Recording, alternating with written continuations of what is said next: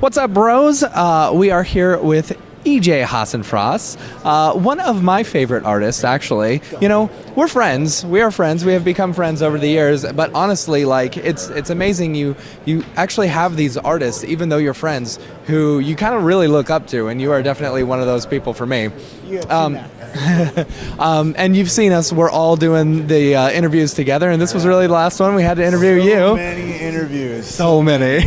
So many cool people showed up to the conference. My favorite is the Beeple. Yeah, Beeple. Oh my goodness.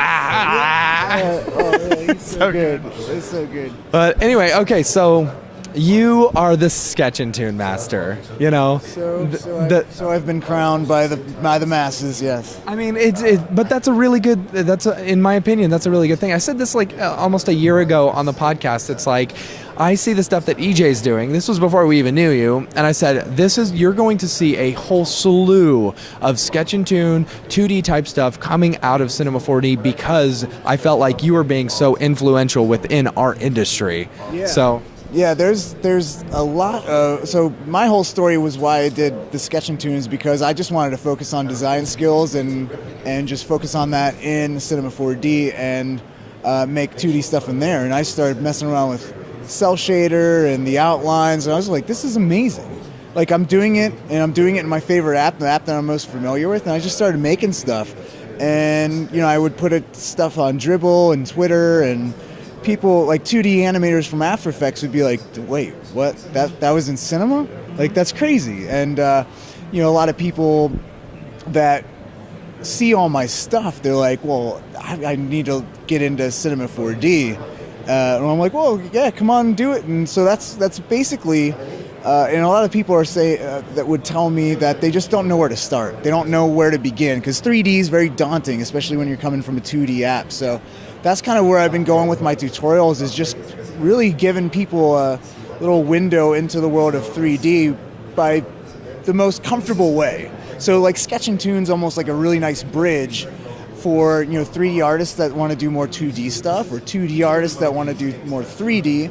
Because if you're doing infographics and stuff, you're just using like flat shape layers and stuff. It's like, well, you can do that same thing, and you kind of ease into the whole 3D process, because when you're just doing sketch and tune stuff, you just have to learn the cell shader, and that's super easy. It's just a gradient knot. You move the knots, and it controls how it's mapped along the contour of the object, and you don't have to like get into the more complex 3D concepts, so like reflections and what's a Fresnel and like all these 3D concepts that a 2D animator wouldn't really get into. So that's what I always say, like, if you want to start somewhere, start with like even luminance, like just turning on the luminance channel, and you got your flat shapes and stuff, and you just start making stuff there. So yeah, I've really been encouraging people to check that out, and more people are giving it a go, which is really great to see. So I'm trying to get people on that C4D train. So I noticed you did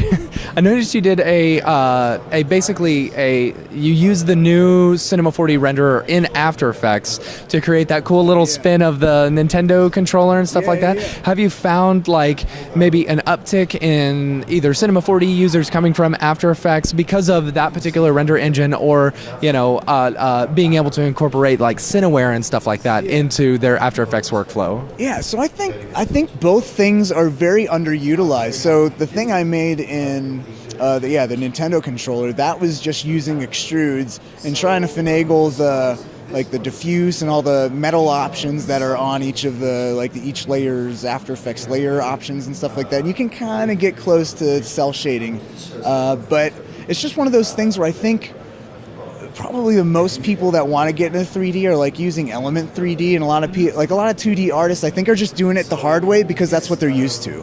So when a new tool comes out, like I think that for the Cinema 4D render, I think it's just introducing all those complex 3D concepts to people that, and maybe that's a little bit like they're kind of too confused by it, so they're like, well, I don't know about that, so I'm not going to really give that a go. But Cineware, I think that's really where its strong suit is because if you're just doing 2D compositions and cell shading in cinema, you're not doing reflections or blurs or anything like that. So when you actually bring in a 2D composition or a 2D style composition from Cinema 4D, it renders super fast in Cineware. So I just did I did two 30-second spots for American Express, and made basically everything in Cinema 4D, and then I had to add like other elements inside of After Effects, like little cell